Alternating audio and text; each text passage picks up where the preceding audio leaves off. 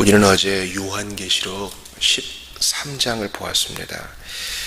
악의 삼위일체라고 할 수 있는 이제 붉은 용과 두 짐승, 특별히 두 짐승에 대해서 봤고 또 666에 대해서도 봤습니다. 그들은 여하튼 삼위 하나님을 모방합니다. 또 죽었다가 살아난 척해서 또 죽은 척했다가 살아나는 것처럼 보이는 이적을 보여줘서 사람들의 호기심을 자아내고 경배를 받죠.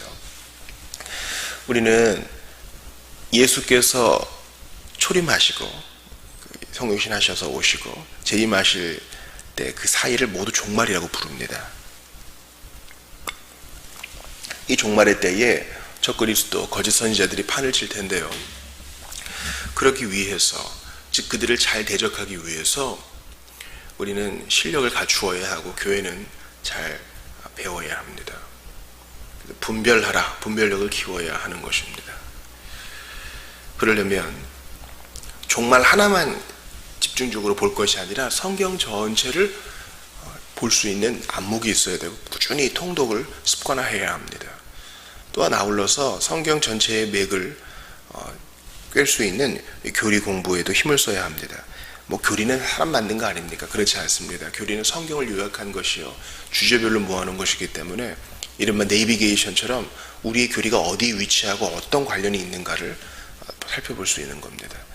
그래서 개혁교회가 오후마다 교리 공부를 했던 거, 요리문답을 공부했던 것은 대륙의 개혁교회의 전통은 참으로 우리가 배울 만한 것이라 하겠습니다. 현재는 우리 장년들도 웨스트민스터 소요리문답 마치고 철로역정을 하지만 이거 마치는 대로 다시 또 교리 공부를 시작할 것입니다. 어린이들, 청소년들도 이제 다음 주면 하이델베르 교리문답 마치죠. 그러면 잠깐 또 성경의 그 전체 맥을 이제 전체 개관을 한 다음에 다시 교리 공부를 할 것입니다. 우리는 성도의 기본이 이러한 종말, 여러 가지 상징적인 숫자, 또 예상되는 인물들, 누굴까, 뭘까, 어떤 사건일까, 이렇게 예측되는 가운데 더욱더 기도와 말씀이라는 성도의 기본에 집중해야 될 것입니다. 오늘 본문에 나온 14장의 14만 4천도 역시 상징적인 수인 것입니다.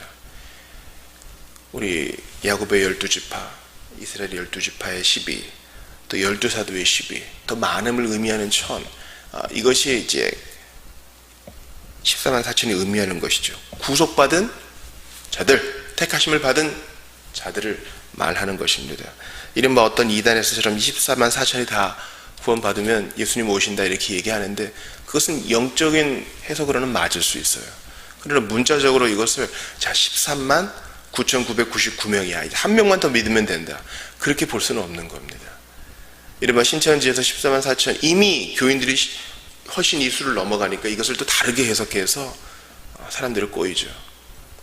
우리는 그러한 치졸하고도 기회주의적인 해석을 배격하고요. 이 14만 4천은 666, 12 등과 같이 우리가 성경의 유비적으로 해석해야 된다고 보는 것입니다. 14만 4천은 찬양하는 자들입니다. 자, 오늘 본문의 3절 후반을 보세요. 14만 4천 밖에는, 즉 속량함을 받은 이들 외에는 능히 이 노래를 배울 자가 없더라. 오직 구원받은 자만이 어린 양 예수 그리스도를 찬양할 수 있고 삼위 하나님을 높일 수 있습니다.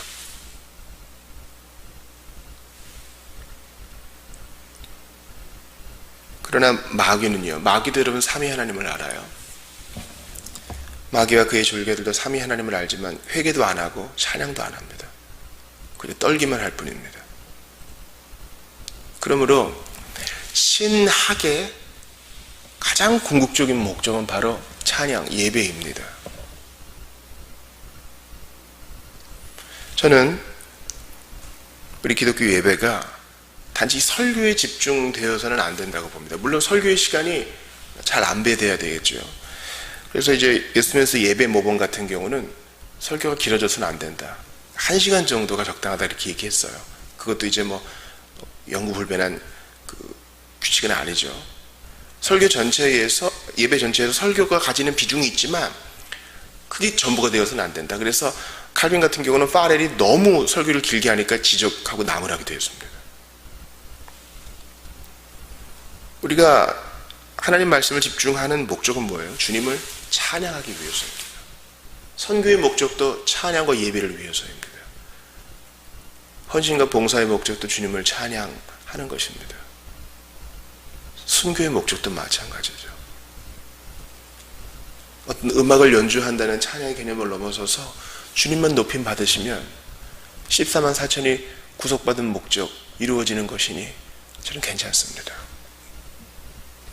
그들은 제가 참 좋아하는 표현인데요. 4절 보세요. 어린 양이 어디로 가든지 따라가는 자. 주님이 순결한 자라고 인정해 주셨고 거짓도 없습니다. 근데 그들은 첫 열매로 하나님과 어린 양에게 속한 자들이고 어린 양이 어디로 가든지 따라가는 자. 이게 우리입니다. 어린 양이 십자가를 들고 영문 밖으로 나갔으면 우리도 따라가는 것입니다. 어린 양이 낮고 낮은 자, 상처 입은 짐승들에게 찾아가면 우리도 그렇게 해야 되는 것입니다. 어린 양이 어디로 가든지 내가 갈 곳 정해놓고 어린 양을 회유하고 설득하고 간청해서 그쪽으로 가시죠 하는 게 아니라 어린 양이 향하는 곳이면 어디든 가는 것입니다. 이제 새 천사, 즉 심판을 예언하는 새 천사와 수확하는 새 천사에 대한 얘기가 나오는데요. 먼저 심판을 예언하는 첫 천사가 날아가면서 영원한 복음을 선포한다고 합니다. 8절에 보니까요. 그가 가진 영원한 복음을 외치는데 그 복음의 내용이 뭡니까? 심판의 시간이 이르렀다. 여기서 제가 요한계시록 첫 시간에 얘기하는 것이 다시 드러납니다. 심판이란 단지 악한 자를 벌주는 슬픈 개념이 아니라 예수를 믿고 회개한 자들이 합당한 상을 받게 되는 긍정적인 개념도 있다는 겁니다. 그러므로 심판에 대한 예언도 복음의 내용인 것입니다. 또한 두 번째 천사가 얘기한 거 보세요. 큰 성 바벨론이 음행으로 말미암아 진노의 포도주를 먹이던 자, 그가 이제 무너진다. 큰 성 바벨론은 제가 정말 이 자비교회 신학에서 강조하는 것이죠. 제가 경기도 한 곳에서 어렵게 목회하는 한 목사님을 직간접적으로 알고 있습니다.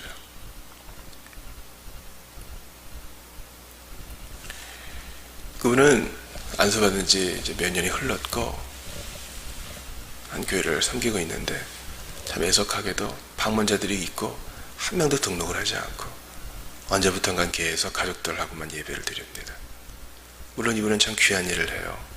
기독 출판사에서 편집의 일을 하고 또 이런저런 모임에서 독서 모임을 인도하기도 하며 참 바쁘게 사시는 분입니다. 근데 이제 가견적인 성도가 안 보이니까 낙심이 되는 거예요. 근데 이제 이분이 그래도 마음을 추스르면서 주일에 경비 아저씨들도 섬기고 이런저런 분들도 섬기고 꾸준히 성경을 강의하면서 그런 얘기를 쓰는 겁니다. 교회의 건강함과 교회의 사이즈는 무관한 것이 아니다. 그렇게 얘기를 합니다. 그가 이제 기독교 강의를 공부하고 또 그 모임을 진행해 가면서 내린 결론이라 할 수 있겠죠. 교회 사이즈가 뭐가 중요하냐? 우리의 마음만 있으면 되는 거지. 이거 참으로 이상적인 얘기죠. 그런데 여러분, 사람은요, 이 사이즈의 영향을 받습니다. 커지면 교만하지 않을 자가 없어요. 아니, 난 그러지 않을 겁니다. 아니요, 우리 그렇게 자신할 수 없습니다. 그래서 지금 더 나가야 되는데 잠시 이걸 보겠습니다. 큰 성 바벨론이 무너졌다는 것을 볼 때 우리가 계속 커가지 않고 주님이 개입하셔서 건강도 때로는 연약하게 하시고 갈 길도 막아주시고 돈도 궁핍하게 하신 것은 오히려 복이라고 할 수 있어요. 우리가 지금 예배당 이전을 놓고 2주가 언제 될지 모르지만 곧 임박했음을 직감하면서 기도하고 있지 않습니까? 어떤 분들은 뭐 땅을 사자고 하기도 하고 또 어떤 분들은 어디를 빌려서 하자고 하기도 하고 여러 제한이 있지만 큰 원칙 하나, 하나님께서는 큰 공간이든 작은 공간이든 우리에게 복 주실 수 있다는 겁니다. 그리고 우리의 지향점은 작고 낮은 곳이어야 된다는 거예요. 이해가 되세요? 건물을 사고 땅을 사고 건물을 올리면 좋겠죠? 그러나 사람의 마음이란 것은요, 그 눈에 보이는 큼에 영향을 받는다는 것이에요. 건물이 올라가면 한 영혼 돌아볼 여유가 없어집니다. 그렇지 않아요? 제 고향교회, 제 모교회라고 할 수 있는 곳도 지금은 분열돼서 교단을 탈퇴했습니다.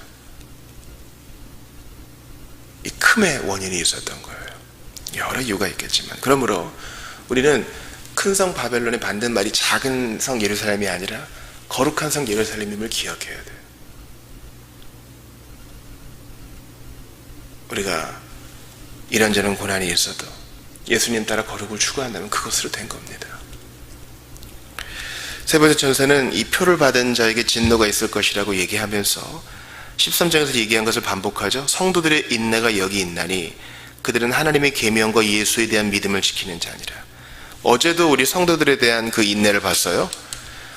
계시록 13장 10절에 보니까 성도들의 인내와 믿음이 여기에 있다. 비록 죽임당할 자는 죽임당하고 남을 자는 남지만 성도들의 인내와 믿음은 여기서도 오히려 빛난다 하는 겁니다. 그래서 신앙생활에서 가장 중요한 것은 저는 이렇게 단언합니다. 바로 인내예요. 끝까지 하던 일을 계속하고 믿음을 지키는 것. 자, 그들이 어떤 자라고 얘기합니까? 하나님에 대한 계명, 말씀을 순종하고 믿음을 지키는 자. 그저 믿음만 지키는 게 아니라 적극적으로 행하는 자.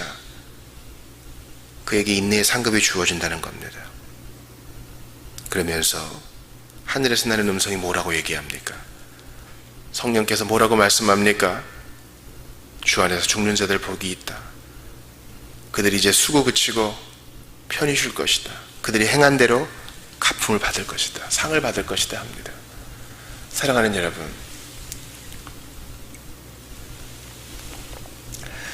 제가 요즘 아껴서 읽는 책이 있습니다. 바로 기린가비와 고만예에 대한 얘기입니다. 바로 문재린, 김신묵 두 분에 대한 얘기죠.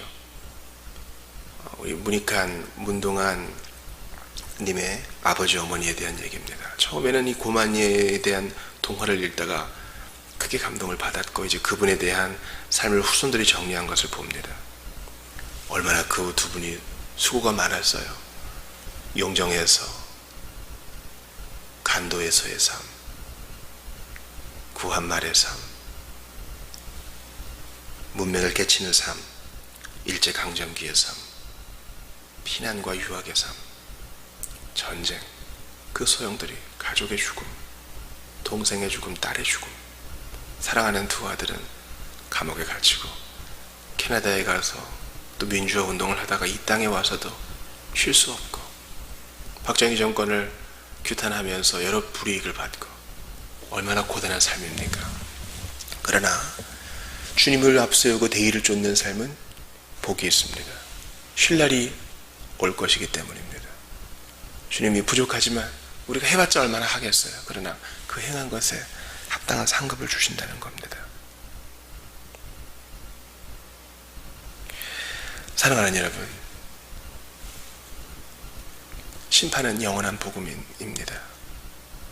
주께서 곧 오셔서 악한 자들을 뿌리 뽑으실 것이고 주께서 곧 오셔서 우리의 눈물 닦아줄 겁니다. 주 안에서 죽는 자들은 복이 있어요. 우리 편에서 슬프지 그들은 이제 해방입니다. 군에서 제대한 사람들, 국방부 시계는 지금도 흐르는구나. 근데 이 시간이 이렇게 한 가지. 그러나 제가 근무할 때 2년 2개월이 끝나고 드디어 전역할 때 얼마나 기쁩니까?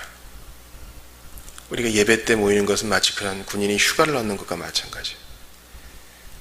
그 맛을 보다가 드디어 군복을 벗고 사랑하는 가족과 애인과 친구들의 품으로 돌아갈 수 있어요. 그 자유가 바로 주 안에서 죽는 자들의 자유에 비길 수 있습니다. 우리는 그들을 그리워하며 슬퍼하지만 너무 슬퍼하면 안 돼요. 곧 만날 거니까요. 이 땅에서 우리 얼마나 고단합니까? 이제 새벽 기도가 끝나고 잠시 기도하다가 출근하고 등교할 시간이 되고 정신없습니다. 그러나 복음을 앞세우는 삶 아무리 고단하다 해도 주님이 직접 위로해 주시니 우리 너무 기쁩니다. 성도들의 인내가 여기 있으니 하나님의 계명과 예수에 대한 믿음 끝까지 버리지 않고 주실 상급 바라보면서 고난의 목적과 뜻과 선함이 있음을 기억하면서 오늘도 끝까지 참아 기다리는 인내하는 우리 모두가 되기를 바랍니다. 이번 한 주 법원에 다녀오실 분들, 중요한 공연 시작하는 분들, 또 바깥으로 안으로 여러 일들을 겪는 분들 계실 터인데 주께서 끝까지 여러분들의 속마음을 강하게 하시고 여러분들의 믿음을 지킬 수 있도록 힘주시기를 기도합니다. 기도하겠습니다. 하나님 감사합니다. 오늘 귀한 말씀 주셨습니다.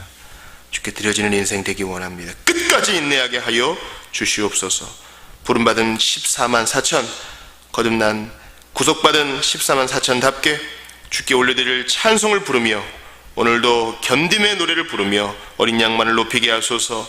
성도들의 인내를 주님이 칭찬하셨으니 오늘도 인내 부족함이 없게 하시고 주께서 참 쉼과 참 안식을 주실 때까지 오늘도 이 경주 끝까지 감당하게 하여 주옵소서.